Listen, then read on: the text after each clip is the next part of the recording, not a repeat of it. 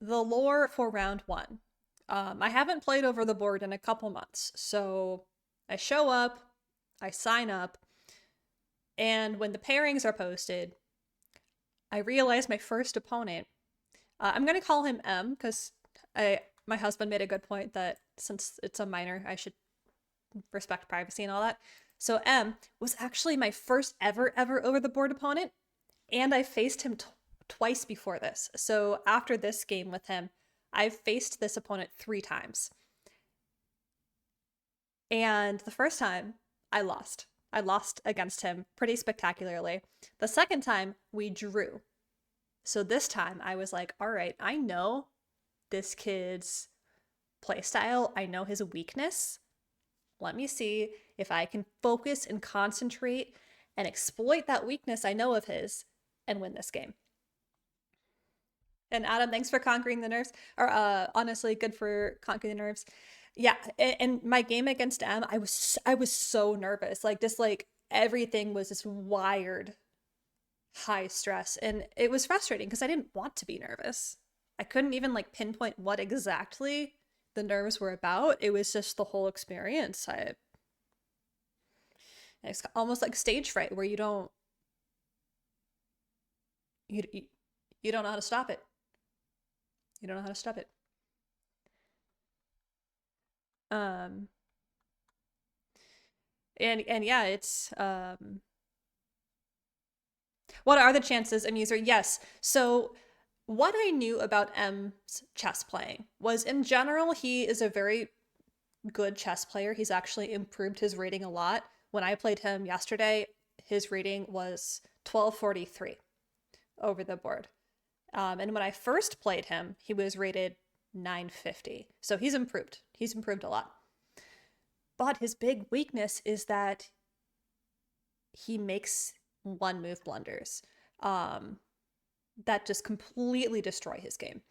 So a lot of really solid play and then the one move blunder. So I kind of played this game aggressively. And in the middle game, I started trying to set up possible tactics that would create situations where he would blunder. Don't bleed. I try not to. Didn't bleed yesterday. Didn't bleed yesterday, so that's a win for yesterday. And Gukesh physically shaking. It's insane. Why does this mental game cause such physical nervousness? It's frustrating. And accepting I'm gonna be nervous is the way to go. Yeah, yeah. Okay, so in my game yesterday, I played as white. So of course, d4. So we start out d4, brings a knight out, and recently I have not been Trumpowskiing, which is what I had done for many months. And instead, what I've been doing is still continuing with the Queen's Gambit c4. And I was pretty sure he was going to go for a King's Indian.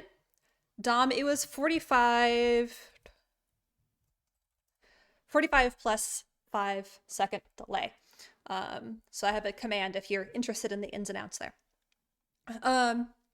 So I was pretty sure he was going to go for King's Indian, which I haven't studied theoretically in great depth here. So yeah, after this move especially, definitely going for a King's Indian with the bishop on g7.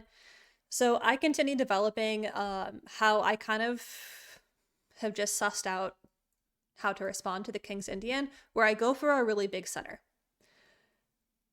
I have felt pretty comfortable with this position online, and I thought, sure, let's try it here. The one thing I'm always concerned about with King's Indian is, of course, this diagonal. Of course, this diagonal, because right now, the sights on my rook could be very real if I am going to move my bishop. So whenever I'm opening with the King's or against the King's Indian, I always have that in the back of my mind. So we castle, develop my pieces, prepare to castle, and here we are. All of these have been relative book moves. Hello, Kreisel, welcome. Welcome. I just started reviewing round 1 from my tournament yesterday. This move was weird. This was the first strange move that Michael made. Hello, Don Quixote, welcome. Because why is the knight here? It is misplaced. It has no home here. There's nowhere it can go here. Locks in this bishop pretty substantially. And as you'll see, actually the knight for black continued to be really, really sad and pathetic for most of this game. Kreisel, you're at 208 provisional rating. That does make me feel better. Thank you. This is still theory. The knight on d7 is theory because +1 to me after this knight move. Okay, and my next move was, I believe, an inaccuracy. And the reason I played h3 here is I wanted to try to immobilize his knight, because if his knight didn't have a square on g4, this knight can't replace it. And I thought maybe there is a replacement, or if he is trying to reroute the knight here, I didn't love the idea of the bishop getting in to pin my knight, because this pawn in King's Indian feels weak to me sometimes. Gawain Jones recommends this in his course. Oh, okay. Okay. For black? Because I've been playing very solidly so far. This was my first inaccuracy. Everything else has been good, excellent, or best. Okay, and so now the attack in the center starts coming. But when I play against King's Indian, I hate opening up the diagonal for the bishop, and I love shutting it down. Because I love taking away a fianchettoed bishop's hopes and dreams. The bishop can sack itself on h3 with the kingside attack. Ooh, okay, okay.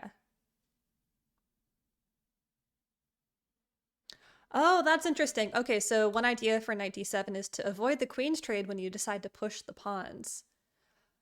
Ah, that makes a lot of sense. That makes a lot of sense. Unfortunately, it didn't play into that this game. Hello, Tiger. Welcome. Welcome. I'm reviewing round 1 for my tournament. So yeah, closing the position, just crushing any hopes and dreams black has. Yes, it creates a couple holes for their knights to jump in. And actually that's what happens. So I have to decide, how important is it to protect this? It's kind of important. So I develop my queen. This bishop is actually doing an okay job for me right now. It has scope, it has control, and it is still helping defend a potentially scary pawn. Because remember, King's Indian, this is just always something I keep in the back of my mind, right? So they try to defend any bishop movement from me, but really, my bishop was never going to land on h5. I didn't need it to be there. Both sides are playing very, very well. We've been playing pretty accurately so far. I have b5 if they don't play a5. Yeah, so I was looking for some kind of expansion this side of the board, especially with the juicy knight here. Juicy knight, and that's what I do. My next move is I go b4. Ethan, you're not sure if you've ever played such a close position. Okay, yeah, so that's another thing is maybe this is an assumption. I don't know if it's correct or not, but I have an assumption that kids dislike closed positions. I feel like in general, children would prefer to attack than go into a positional struggle. So I was like, that was another reason I kept the position closed. So yeah, I went b4 to kick the knight out because I knew this pawn could be an issue and just make the horses sad, right? Adam, am I calling you a child? If the shoe fits. They don't like endgames. Did I get to any endgames in this game? Or in this tournament? I don't think I did, actually. So he brings the knight back, and I develop my bishop. It's fine. This bishop placement is fine. Really, I didn't have a strong indication of where I wanted the bishop to be long term, but I wanted my rooks to be able to see each other. So that's really why this bishop moved. What's a censored word? What's a censored word? Oh, that's funny. I actually changed my auto mod settings to be a little more lenient. I don't see LMAO as being censored in user, but if you approved it, thank you. Okay, so what happened next here? Yeah, I'm just connecting my rooks. And Michael, or M, sorry, starts to try to attack on my queen side, but notice that his rook is not supported yet. So this attack is premature. And I'm like, okay, if you want to trade pawns here, you concede the open file to me, because if take, the only option he really has is to take here, and then I'm okay, right? Because it would be really sad to move the rook here. So that's why this is the move I made. I just went A3 saying, okay, do it. Limbit, well, as my second and fourth rounds will show you, me too. I'm scared of the youth. Those games were, well, I learned a lot about over-the-board chess from those games. Let's say that as the little spoiler. Okay, and after this, poor Black here. I think that honestly he just didn't know what to do. He just didn't know what to do. He couldn't figure out how to make progress. I have so much more space. I'm entirely developed. This bishop has no home because of the knight on d7. And Engine doesn't hate this move, surprisingly, but I thought it was very passive because the knight doesn't have any better options here. Like, it's just not looking great. So I decide to continue with my idea of a queenside attack and line up a rook with my queen. Yeah, knight h7 isn't bad. It was just baffling to me. What's best move here? Knight h5. Knight h5 would have been better. Kind of infiltrating into my territory. They normally play knight h7 when h6 has been played by black. h6. h6. Huh, okay. So yeah, I think Michael has been studying this position, but unfortunately for him, I just said his name again. I'm gonna try not to though. Unfortunately for him, it just didn't pan out for him. Because I had the initiative, I had the development, and I had the space. Knight moves prepares the push for the f pawn. Huh, okay. So yeah, he brings both of his knights back to surround his king in a little cocoon. Thank you, Amuser. Thank you, Amuser. I will try very, very hard to keep that word ban actually in mind. Let me start my timer here. For 5 minutes, I can't say my opponent's name, which is very nice. Oh, where were we? Here. Okay, so I continue pushing on my queenside attack. And here comes f5. Here comes f5. But I decided that I had enough time to ignore this counterattack. Because still always keeping this in mind, I realized I had the tempo to just take here first.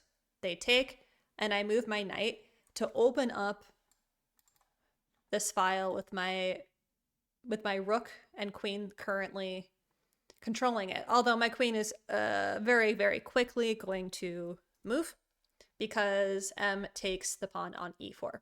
So I take back with my queen. Advantage for me is +2 in this position because I still have control of everything. Bishop has more scope now, but unfortunately the rook is still not connected, which means that this side of the board for black is still pretty precarious. And for a 1200 opponent, knows the plans very well. Yeah, M has been putting a lot of work into chess, I think. And I think if this was my first game I had played against him instead of my third game, I wouldn't have been trying so hard. I was trying really, really, really hard in this game. Because I wanted a win so bad. This to me felt like if I could win against this opponent that I've lost to and drawn before, that it would signify to me progress. And so, yeah, I was try-harding my try-hardiest here. Okay. So bishop comes in. I slide the queen back. And I know that the reason M kicked my queen was to pawn push. I know this. But luckily, I anticipated the fact that this discovered attack tactic isn't actually going to be scary for me because I can move the attacked piece to block the attack on my rook. And my knight now has a very nice outpost on d4 that can't be attacked by any pawns. So this is all completely fine for me. Plus 2.7 says the eval bar. So I'm really enjoying how I'm playing, and here's where I start playing to plan for a tactic. Black might be a little overextended here. Yeah, I think about now is when I realized the pawns for black were overextended, pieces weren't coordinated very well. Knights, still not a ton of activity. This knight, I guess, could jump in, but it's just, it's very smothered. It's very smothered for black. Whereas me, I have lots of options, lots of things brewing. And because I've played this opponent twice before, and I know that blunders are something he has been susceptible to, I start creating potential tactics, right? I moved my bishop, A, to add defense to d4 because it was feeling some heat, but also now I have some kind of option brewing, like for discovery here. It's not necessarily winning, but my opponent has to be very, very, very careful here. So now after queen f6, did I consider knight c7? Oh, that would have been nice. Would it have been nice? Let's see.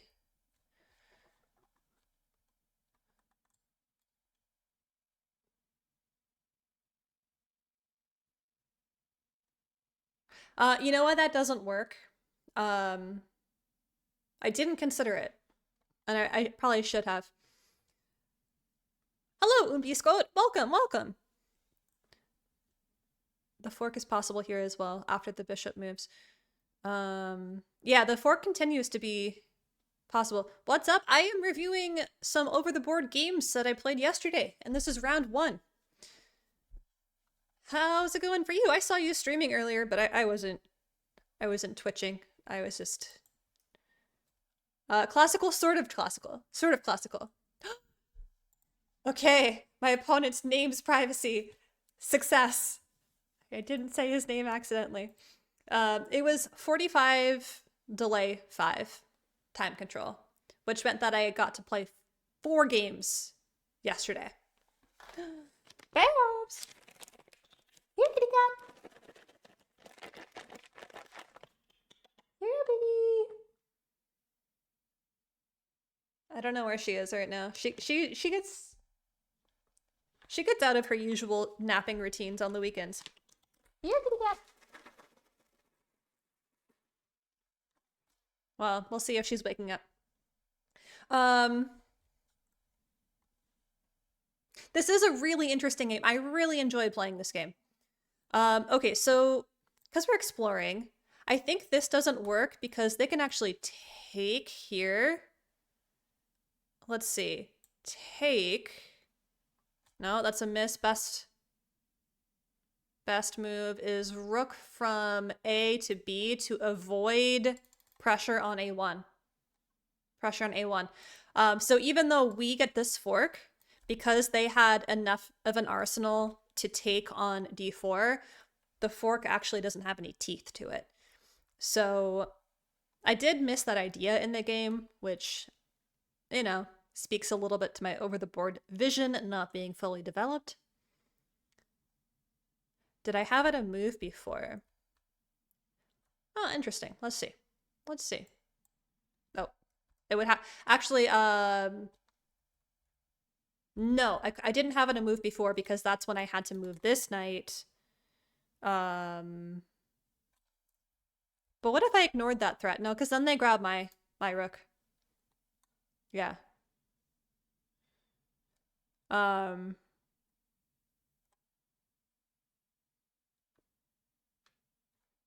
So knight to c7.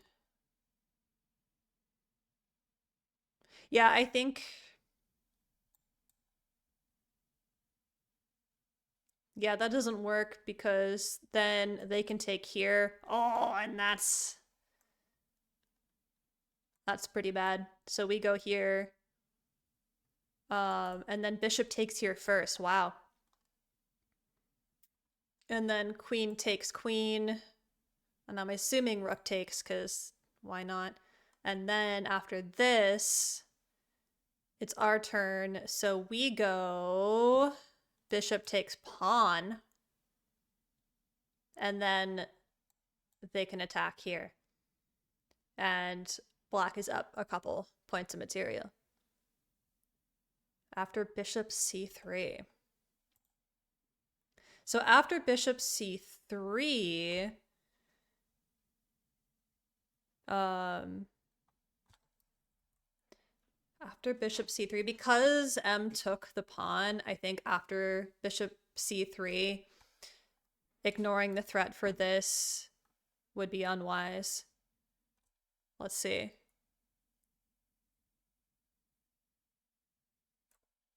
Yeah, I'm guessing that it goes back to black's favor because they can take here. And now we're in the same problem, actually, with d4 not having enough defense. So the knight is doing a relatively important job in combination with the bishop. So yeah, I had to respond to this threat. Okay, so we take, and this next sequence I analyzed a little bit after, where they took my rook, and I had two decisions. I could either take back with the rook or take back with the bishop. I decided to take back with the bishop, and taking with the rook was actually the best move, but taking with the bishop is still fine. It's still very, very pressureful against black. It's like a negligible difference, whereas this evaluation, according to the engine, is plus 2.8. Taking with the rook would be plus 3.2. So, you know, same. And I can't remember why during the game I decided to take with the bishop instead of the rook.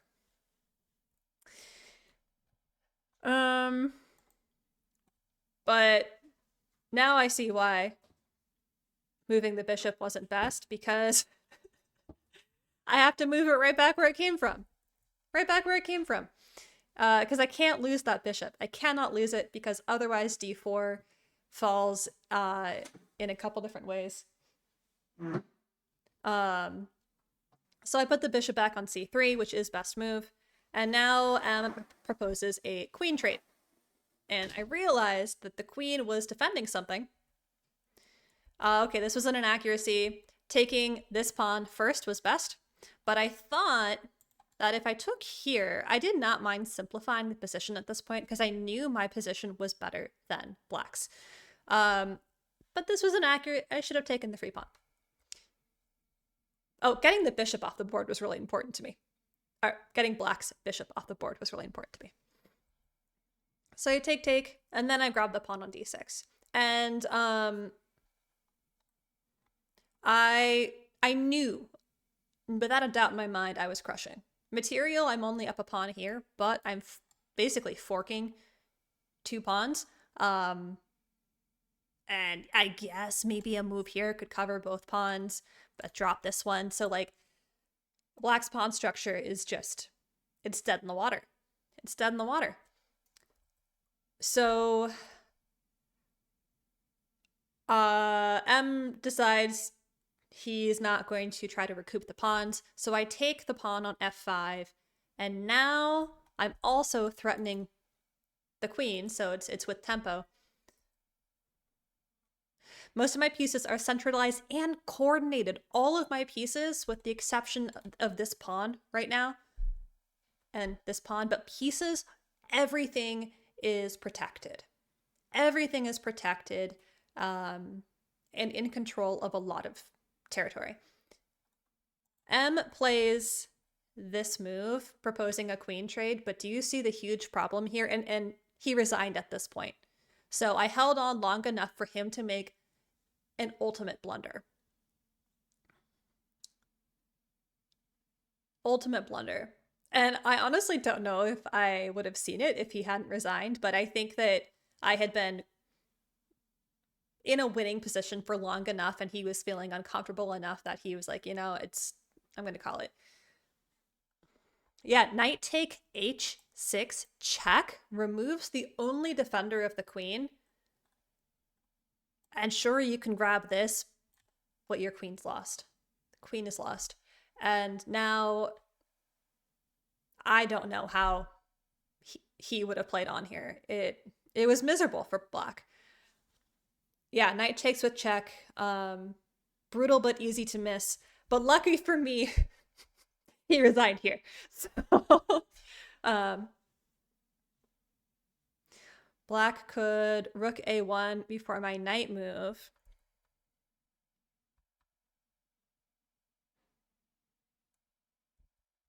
He shouldn't have resigned. I was a little surprised he did, but he also was a lot lower on the clock than me. It was the first game I played against him where I had the time advantage. I made him think a lot on a lot of different moves. And I think I didn't write down the timing at the end of the game, but I think he was under. He had 8 minutes left. He had 8 minutes. I remember that because I knew that pretty soon he was going to stop writing his moves down. So I think he realized that he wasn't going to be able to win this game in 8 minutes. Probably has the Gawain Jones course. He played very similar to you. Interesting. Black. Okay, so Tiger, I'm still thinking about the rook a1 before the knight move to f5. Okay, so before the knight move to f5. So before this. Oh, okay. So what happens if we go here? Actually, we can still take that pawn because of this threat. And even if they take here, we can take back because, like I said, my pieces were very well coordinated. And then Engine thinks queen g5, proposing a trade here is best. How does this not fall for the same issue, though?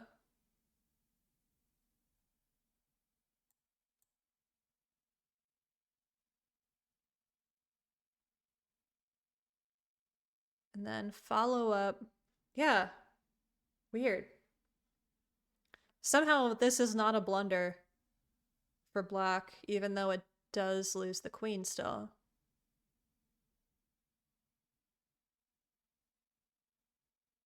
Huh. But this is where the game ended. The queen is defended? Oh, what was she? Was the lady defended? You're right, you're right. You're right. Yeah, usually when a game is so lost, the engine's like, you don't need to blunder anymore. We understand where this is going. But after this game ended, I texted my husband and I was like, regardless of how the rest of this tournament goes, I'm gonna walk away happy because I just beat a player who I've lost to and drawn with before. Because this is progress.